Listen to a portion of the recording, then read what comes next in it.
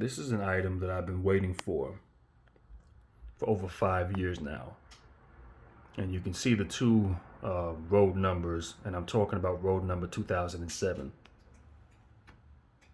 For those who've been watching this channel long enough, know that. All right.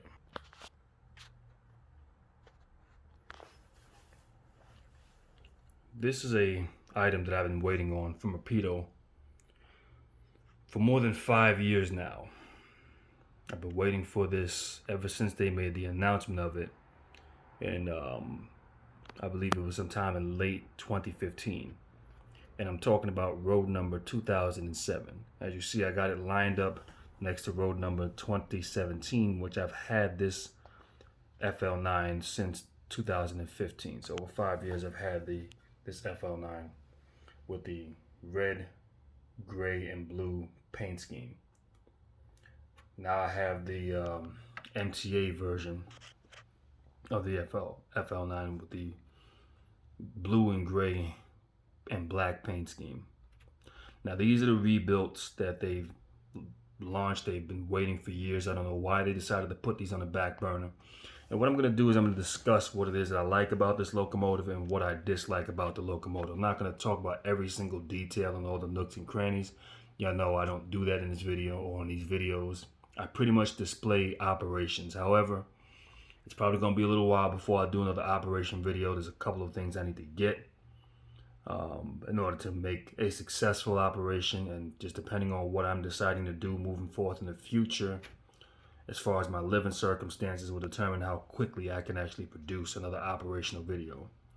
However, I do plan on purchasing more of these FL9s and the Horizon Fleet coaches that are going to go along with it, which I'm still waiting for. But this is an item I've waited for quite some time, and I'm a little disappointed that Rapido decided to take so long to release this item. They decided to build a HO scale bus before they decided to build or produce these locomotives. The next thing is I wish that this would have came out first, because I'll just say this much: I can never, and I've been looking at the FL9 is the first locomotive that got me into the railroad industry. It just got me into it when I was a kid, when I started.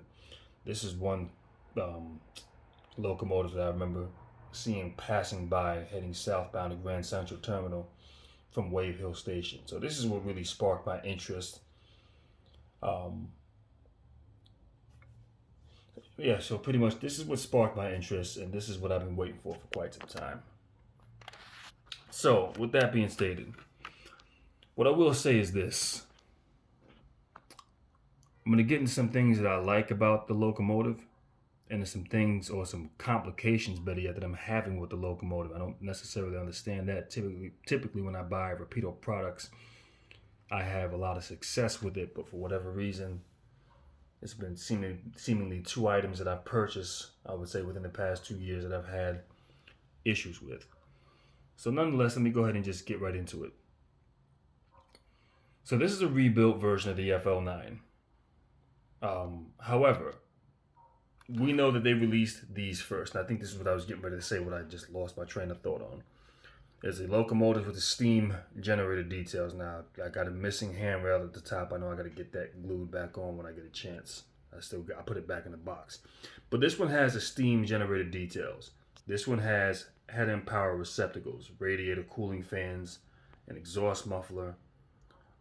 This is the one that I prefer. And I'll just say this much: Rapido is releasing the E8/E9s.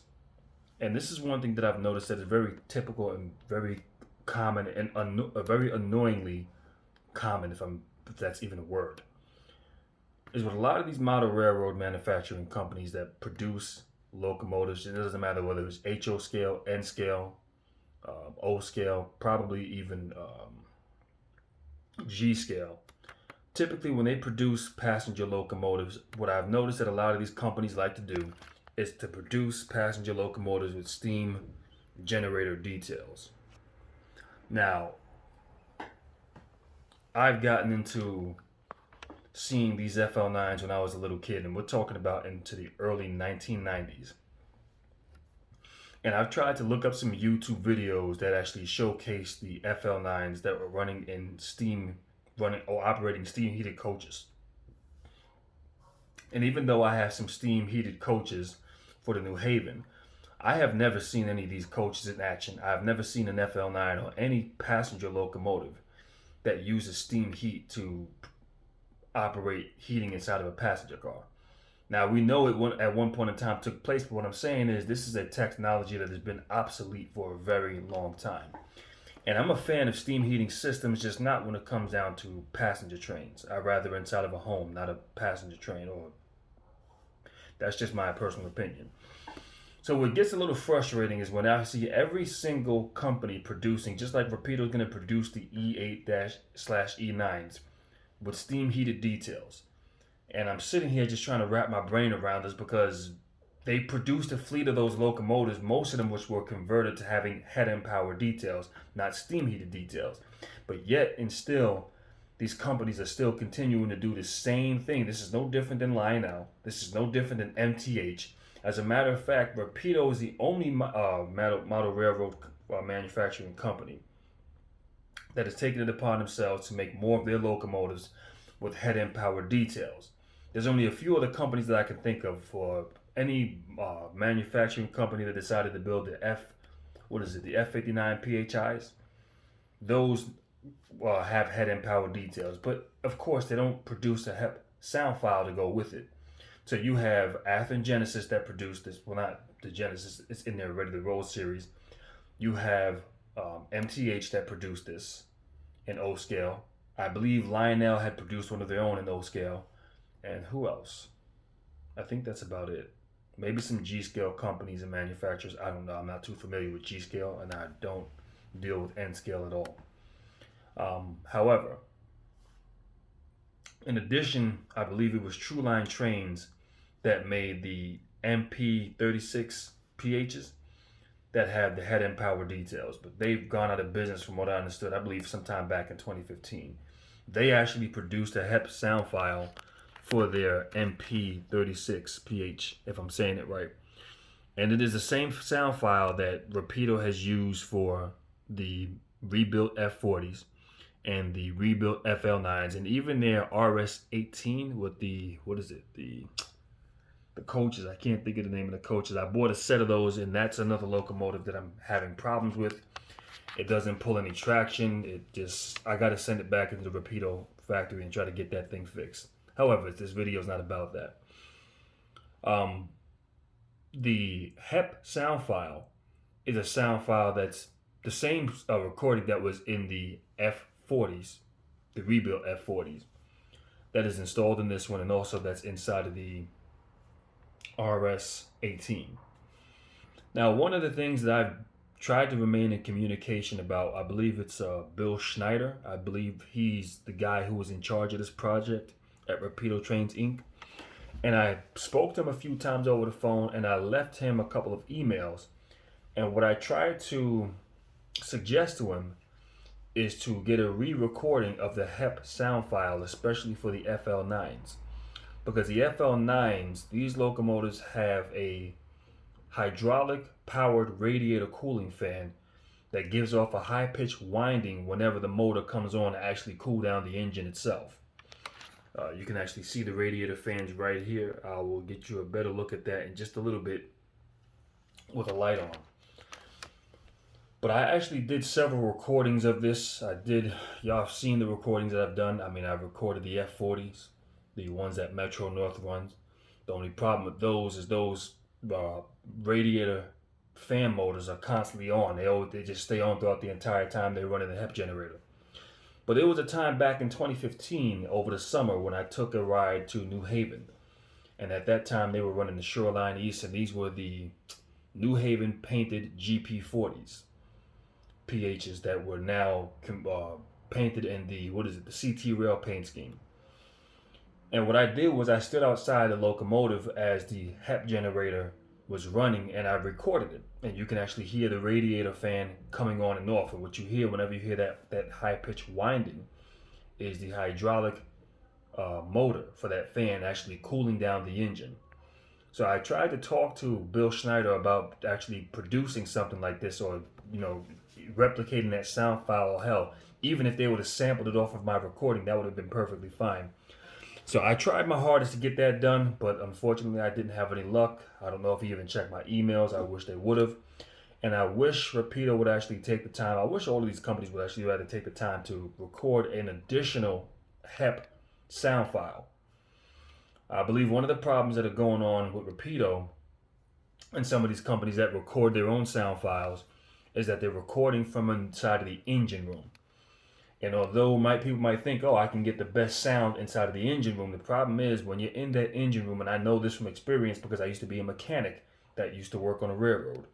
When you're in that engine room and you start revving up that engine, the noise is so loud, it's unbearable. That literally, you're not going to get a clear sound. It's going to sound distorted. You're going to hear all kinds of distortion in the background, and I believe that that's what's taking place. So my advice would be to Rapido is if or any of these companies that produce their own sound file would be pretty much to, don't record the sound file from inside of the engine room.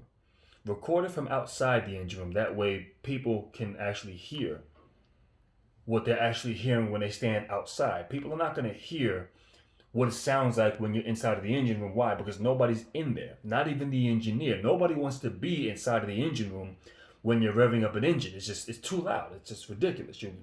You'll go deaf.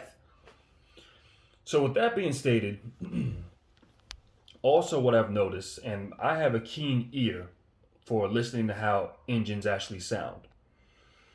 What I've noticed in certain cases when it comes down to Rapido, even when they talk about the rebuilt F40s, they'll say that they got the sound file from the actual F40.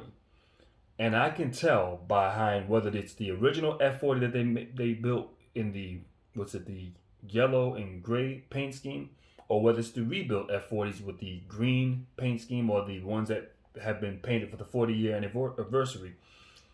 I can tell that sound file that is inside of those locomotives is not from an F40. That sound file is either from an SD40 or a GP40.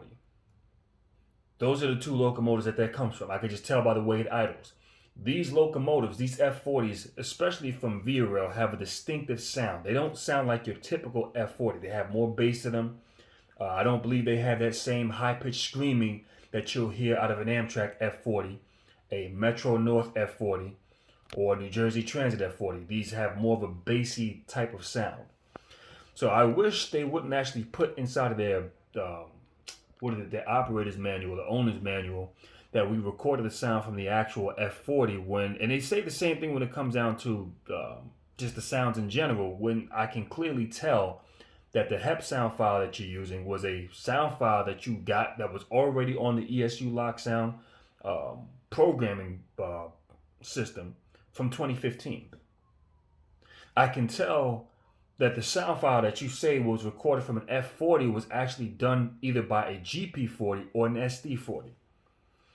So, this is some of the shortcuts that I'm noticing that is taking place. And, I just think it would be better off if these companies would actually go ahead and take the time to, especially it's right up there in Canada.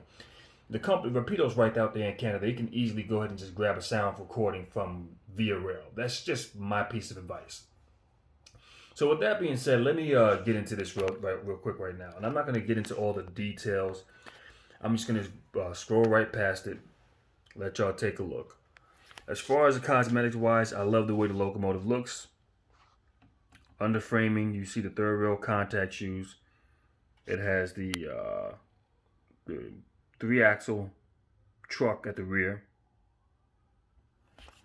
Metro North Railroad. Paint scheme in crisp letters.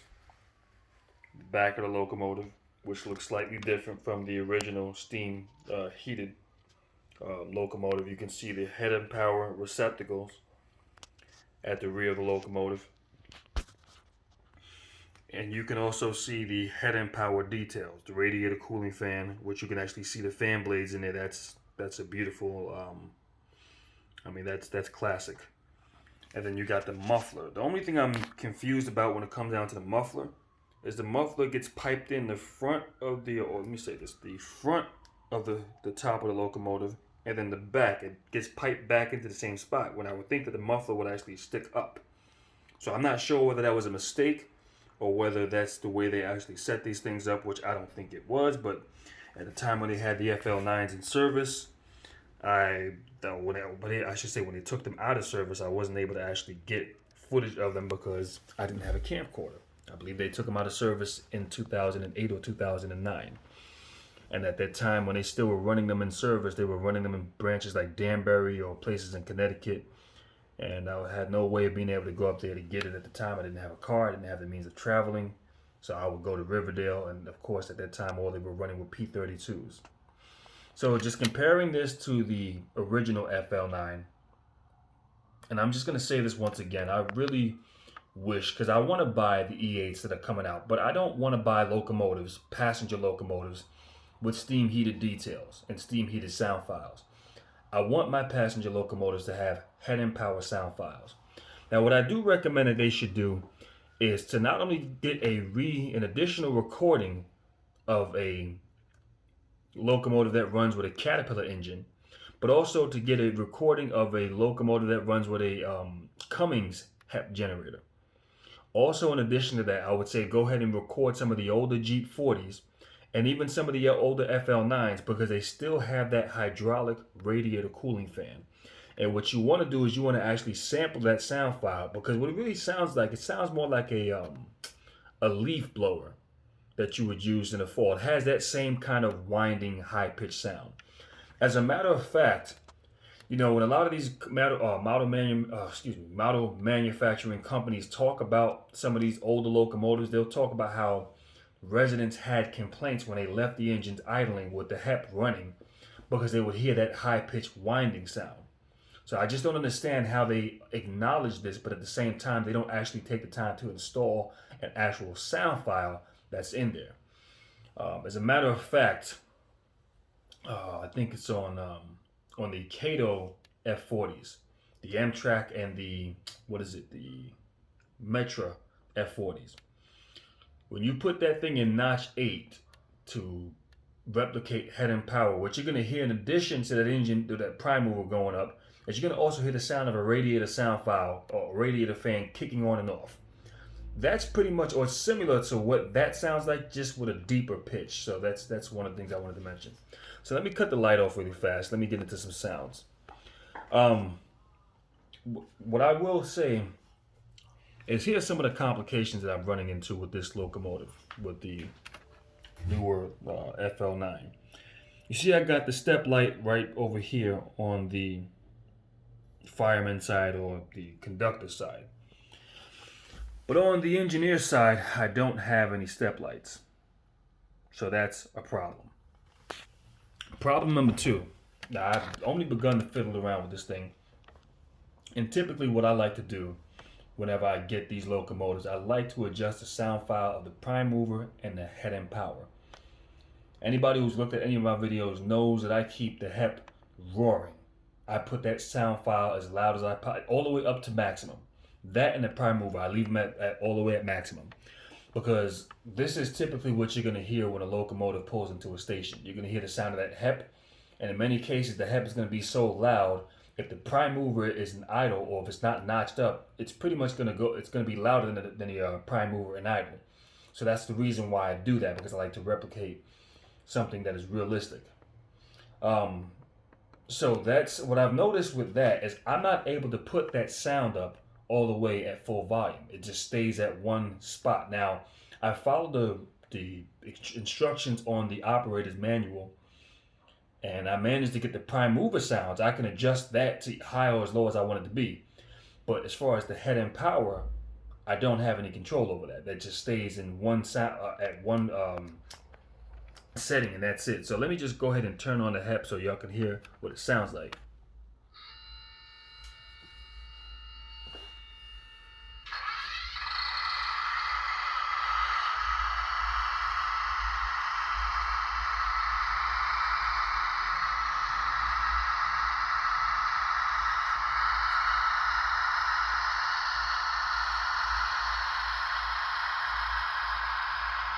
Let y'all get a good listen to it before I cut it off.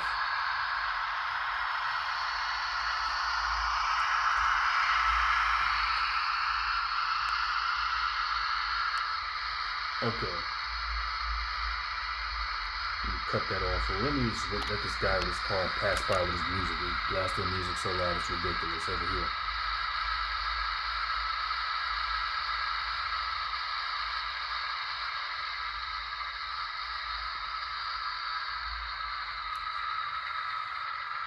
Now also when it comes down to the locomotives that have separately built HEP generators installed in them, these engines have a lot of bass.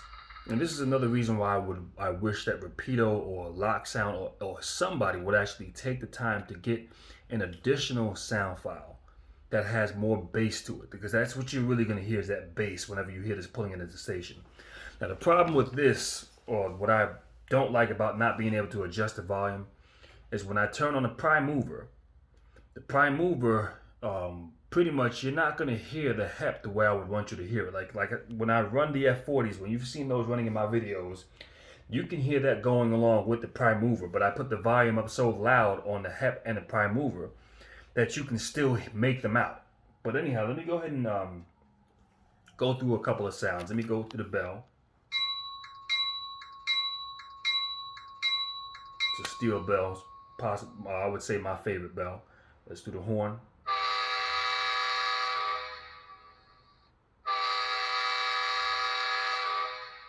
And I'll say this, the horn isn't bad. I do prefer, I wish they would have gotten something that has this.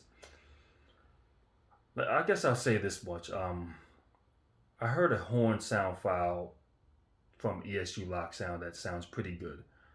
I wish they would take the time to use something like that, or at least add a variety of different horn sounds. But nonetheless, I'm not going to go too deep into that. Now, let me see what the sound functions are.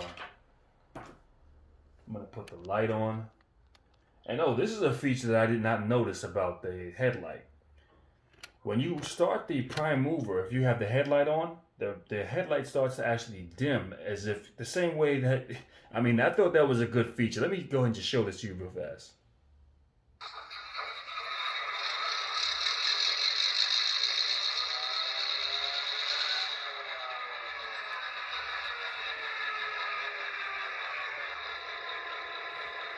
So I thought that was a good, I mean, that's pretty decent. I gotta say, that's actually pretty neat.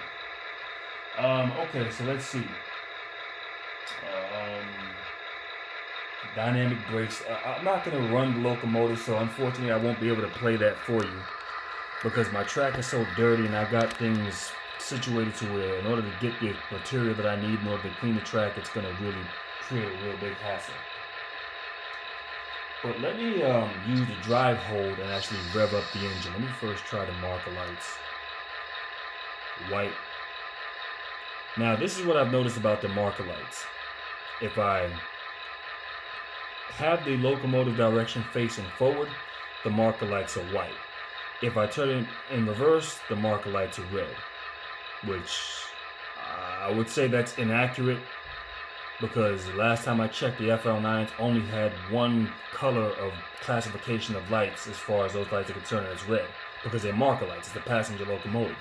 So as you put it in reverse, you want to put the marker lights on when you're getting ready to change ends, but nonetheless. So let me use the drive hold. Let me rev up. Let's see.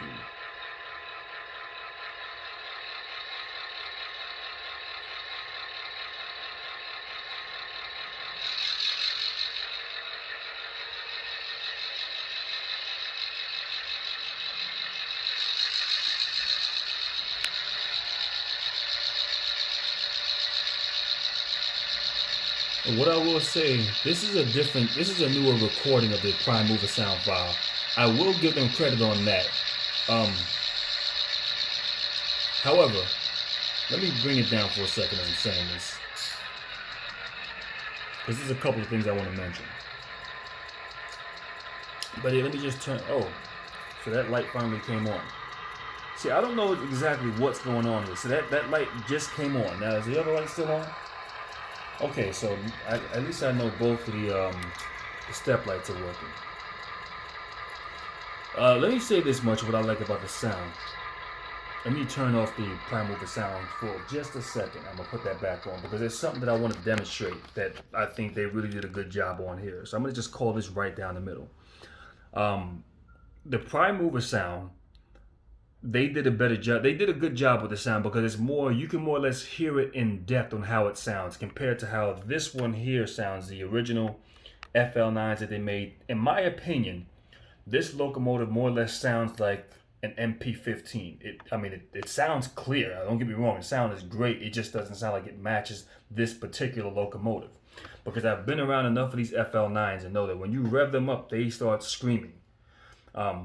However, so Rapido went ahead and did a different recording of this. I do believe, however, that they recorded it from the inside of the engine room. Now, I will say this much. Does it sound... I would say it's a more accurate sound, but as far as clarity, does it sound as crisp? I don't know if I can say that because it sounds to me like they recorded the sound file from the engine room. The next thing, and this is where they got this on the money right here, is the compressor. You just heard the compressor come on a little while ago before I turned off the prime mover sound file. The compressor, we know typically with most all of these locomotives that have been made, let's say 5 years ago, even 2 or 3 years ago, that have separate compressor sound files. If you rev up the engine, the compressor comes in at the same click, click, click, click, click, at the same RPMs. It doesn't go any faster. And that's something that's completely inaccurate. Because according to, not even according to, being a mechanic and actually working on this stuff, the compressor actually turns at the, especially if it's a gear-driven or crankshaft-driven compressor, it spins at the same RPMs that the crankshaft rotates at. So if you're revving up that engine and the crankshaft is turning faster and faster, the compressor actually is going to turn, it's going to click, click, click, click, click, click, click, faster and faster. That's just what's going to happen. So, for instance, and I will show you, well, no, I can't really do it with the Metro North FL9. But let me go ahead and demonstrate it with the rebuilt FL9, with the modified version. So let me start that prime mover back up.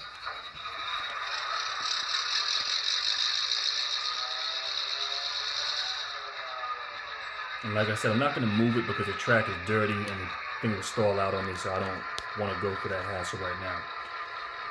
So when this thing starts revving up, when the compressor kicks in, I will start revving it up. In the meantime, I'm going to turn on the head-end power generator so you can hear that as well.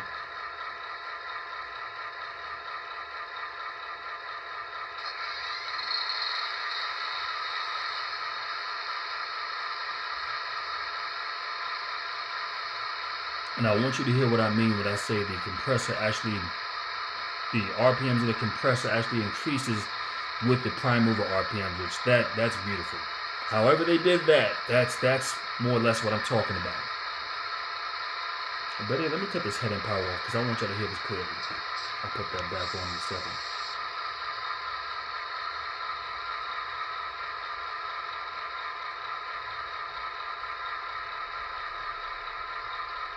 So we rev it up. Maybe it was kicked on if I rev it up.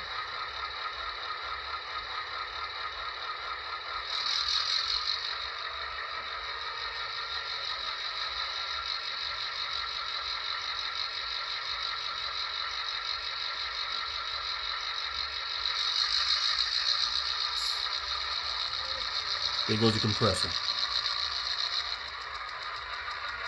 You hear that?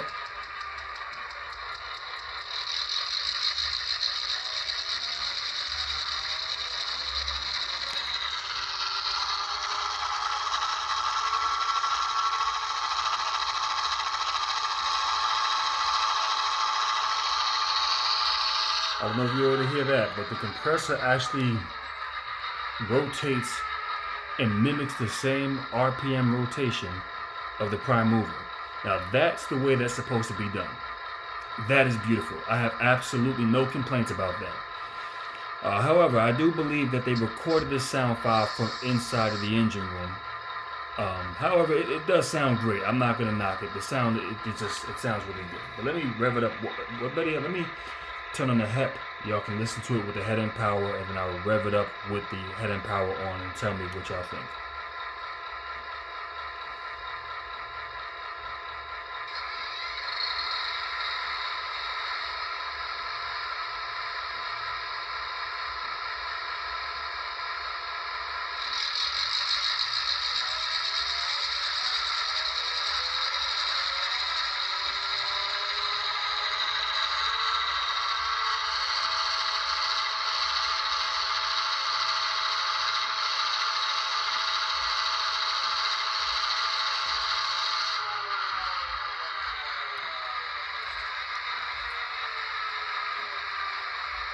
Alright, so let me shut down the head and power.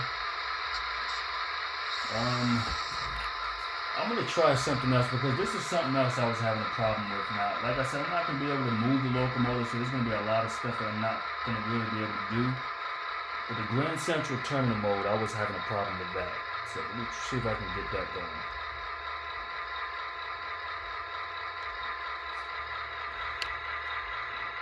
Let me see if I can try to bring it back here just a bit.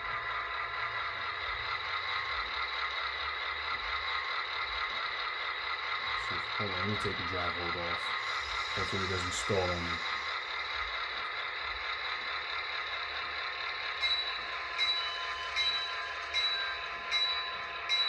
There she goes.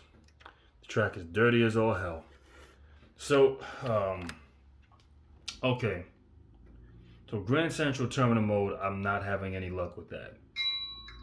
Let me cut the bell off. Let me do this. Let me see if it moves with Grand. Let me see if the Grand Central Terminal mode will turn it to start working. Let me try this again. Nope. Let's try again. And this is one of the problems I'm having, so I don't know exactly what's taking place with this. So I have no Grand Central Terminal mode on this locomotive, so I don't necessarily know why that is. So I'm gonna have to send it into Rapido. So now, with that being said, let me just do a little comparison, maybe with Metro North 2017. So let's fire that one up. F8.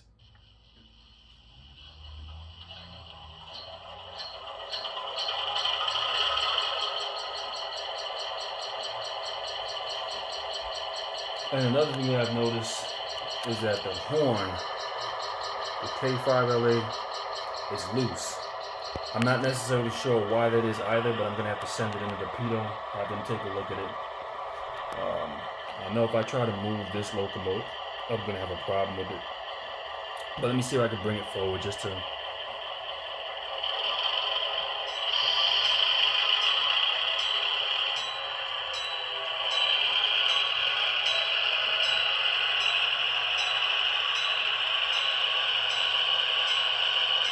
track is dirty, so okay, so that's this thing in notch 8 is just sitting there, so I'm gonna leave it there. That's let me go back to 2007. Let me fire this one back up.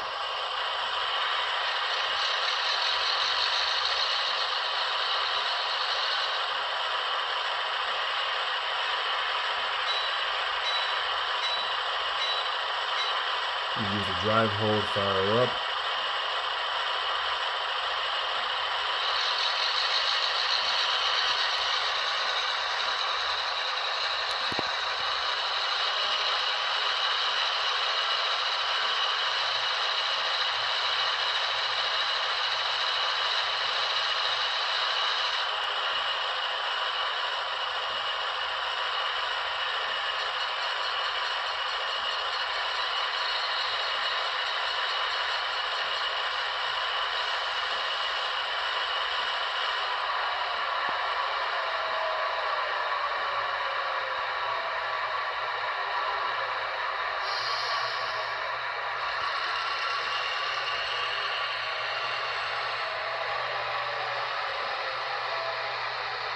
Oh, I wasn't supposed to go back that far, but hey.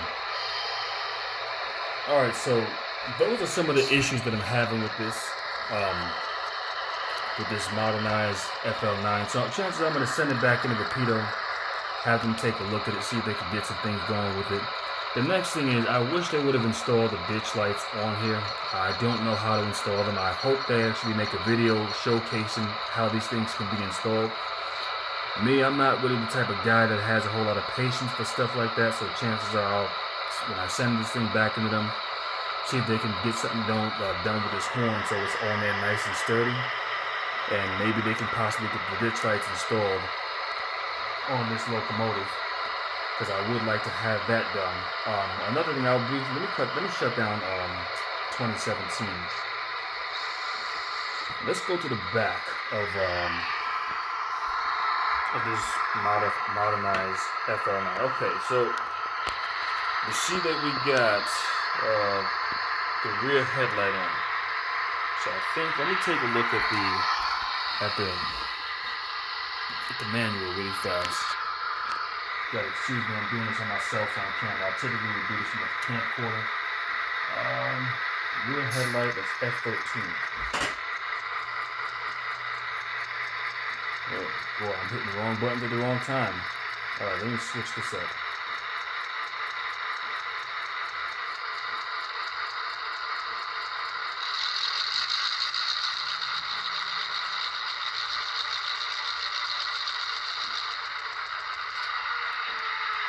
You can hear the compressor there. Alright, so let me hit F13 and try to shut that rear headlight off if I can. Okay, so that shuts off the headlight. Now I know F7 is supposed to be to dim the light, so let's see if this actually works. I didn't see it working before, but maybe I had the rear headlight on at the same time, so let's see. So that's another feature that's not working for whatever reason. I don't know why that is. So the headlight is not dimming and brightening up as it's supposed to. Maybe. So I'm gonna have to send this in and have them take a look at it, see if they can get something going with this. I'm not too sure why this is, but let me shut the sounds off.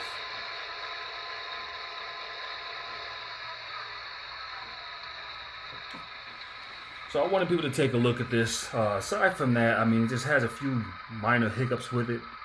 Nothing that's deal breaking. I plan on having a fleet of these locomotives, an entire fleet. So as soon as I'll probably send this into Rapido first, have them take a look at it. And as soon as I decide what I'm going to do with my living circumstances, as far as whether I'm going to stay in the current place of where I'm at or whether I'm going to relocate, will determine how soon I can produce an operation video. Because we know for the most part I don't really do review videos. I like to do videos in operation. So that's where I'm going to go with that. I'm also waiting for the Horizon fleet to come in, the Metro North, the New Jersey Transit, SEPTA, and I think AMT are some of the ones that I'm going to go ahead and purchase. Those, I definitely will have some of those. I don't think I'm going to run this brand new locomotive with the older Walther's Horizon fleet that I have that doesn't have any lights or no inside interior. So I think I'm going to wait for those to come out before I actually consider making a video with this. If I get everything set up before then, or if I do get everything set up before those are released, chances are I will be running this with the New Jersey Transit fleet or the AMT fleet that I have. I'll probably do something like that because I don't think I want to actually take this locomotive and couple it up with those older Walther's Horizon fleet. But this is just overall my review on this. I mean, I think maybe I got one that might have had some slight defects. I mean, you guys seen that the step light decided to come back on after all this time. I'm not sure what that's about, but you know, aside from that, I recommend that you go ahead and get it. I probably will give it an 8 out of 10. Just because I believe the Rapido should have installed the ditch lights on this. This should have been done. I mean, you already have a version that doesn't have it, so you can clearly put the ditch lights on these right over here. As far as the head and power sound file, you know, considering the fact that I spoke to them several times and sent them emails trying to get them information, trying to be a team player so they can have things done right. And I don't think any of what I said was taken into consideration. So yeah, I can't give a 10 out of 10 on this one. And you know me, I love Rapido products. They are some of the most detailed model manufacturing companies that I've ever dealt with. And I love the fact that they're in the business. However, I am a little disappointed that I had to wait more than 5 years for them to go ahead and release this locomotive. They decided to release a HO scale bus. They figured that was a more important thing to do than to release the locomotive. So I don't know why that would have been. I'd have never done that. I mean, I didn't come to Rapido to go ahead and buy HO scale buses, even though it's nice to know that they do it and that you can get one if you want to, but that really would go on the back burner compared to actually producing locomotive, because a locomotive, as Jason Shrine mentioned in one of his videos where he started ranting about people doing a botch job on the equipment, a locomotive is a huge investment. This is a $300 piece of equipment that I just purchased. So when I'm spending that kind of money on something like this and buying multiple of them, you know, I want the damn thing to sound right. I want the sounds to be on point. I want the sounds to be crisp and clear. And one thing that I really want is I want to hear the bass, because that's what you hear on the railroad, the bass of a locomotive, the bass of an engine, the bass of a train. That is just, they're so big and so massive. So that's what I try to replicate whenever I make my videos. So that's pretty much where I stand with that. I will be purchasing more of these in the future. As of now, I'm probably going to send this one back in to get repaired, and I will be sending in my RS18 with the tempo set. That's what I meant to say earlier, the tempo set. I don't know, maybe I'll run this with a set of those tempo coaches. I'm not sure, but I do plan on sending this in to get repaired, have them look at it, see what they can do, get this horn assembly installed better so that way it's nice and snug in there. I'm not putting in that air cock whistle. I mean, don't get me wrong, it doesn't look bad. It looks nice on the Metro North, but I'd rather the K5 LA. That's just what I want. And I wish they would have taken the time to add in a few other horn recordings. I wish they would have done that, so that way people got a choice of what they can use rather than the air cock whistle and just the one K5 LA that they decided to record or take a new recording of. So that's all I really got to say about this video. I just wanted the people to take a look at it. I've been looking for review videos on this thing. It's been released. I would say I noticed that Train World had received them back on Wednesday night is when I noticed that they were in stock. It is now Saturday, March 6th. So this is when I had mine. I had mine sent to me by mail because unfortunately you cannot drive down to Train World now anymore and pick up items due to COVID-19. So with that being stated, I might post a couple of other videos here and there because I got some stored away that I just have not uploaded. Until then, I will see y'all on the next video.